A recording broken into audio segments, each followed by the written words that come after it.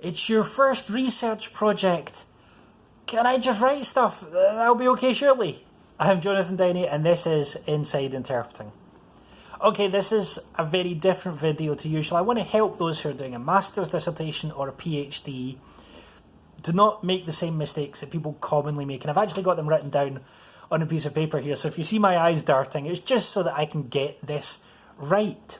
You know, with research, you have to get it right. Whether you're doing it just to get a master's degree or whether you're doing it to make a difference to wider society, there are certain things that people tend to get wrong when they first approach research. The first and most obvious one is not having a clear research question.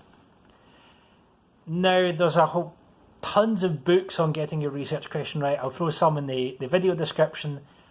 But the point is, you need to be narrow enough in your question that you know when you've answered it, but wide enough that it's a useful question. So, I don't know, do numbers make interpreting harder?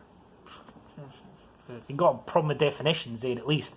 But, you know, do numbers make definitions harder for people interpreting accounting speeches in conferences on plastic inserts into people's hearts? You know, you can go as tight as you want, but eventually you'll go too tight.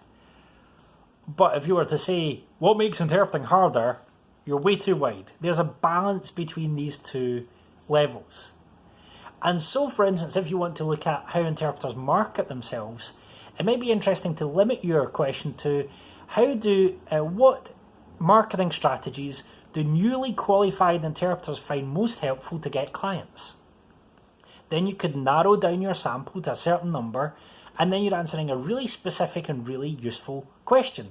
So having a clear research question is fundamental to doing research at any level. Just get at that right level of tightness. Part of defining your research question is defining your terms. And you would be surprised how many people do research and don't define what they mean by key terms. So, for example, a classic one is you need to define what you mean by interpreting and what you mean by translation. You'd be surprised how many people get interpreting and translation mixed up. Even when you're talking about interpreting, you might want to talk about, are you talking about spoken language interpreting or sign language interpreting? Are you limiting interpreting to certain languages or certain kinds of interpreting? I've lost count of how many papers I've read that seem to assume that conference interpreting is the only interpreting that exists. It's not. Okay? If you're doing a question on interpreting, you need to keep it wide, otherwise you need to limit it down to what you mean. I've also seen people talk about conference interpreting as if simultaneous interpreting was the only thing that exists. No. Define your terms. What do you mean by interpreting? What do you mean by marketing? What do you mean by cognitive load? What do you mean by making harder? Whatever terms you use, define them in a way that makes sense. Then you can have a great research question and you can have a really nasty method mismatch. And here I want to be controversial. It's usually the wrong method to gather data by throwing Google Form surveys onto random Facebook groups. No. Match your method to the question that you're trying to answer. And make sure that the sample that you're getting is relevant to the question that you're answering. So if you're looking at newly qualified students, make sure you can only get newly qualified students. And here I need to give you a little tip. Interviews and surveys don't tell you what actually happened. They tell you what people think actually happens or what people are thinking.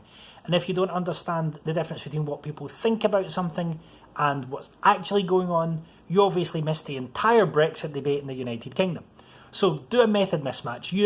Interviews and surveys are great for what people think about. They're not so great for what's actually happening. And the third and last one is that some people are overambitious. It's highly unlikely that you will solve my big question on the link between cognitive and contextual research on interpreting within the space of a master's dissertation. Try to get your research the right size for the amount of time you have, how long you have, and the skills you have. Hope those are really useful things on mistakes. Obviously, to get it right, you don't make those mistakes. We'll talk more about good research in a later video, but for now, I'm Jonathan Downey, and this is Inside Interpreting.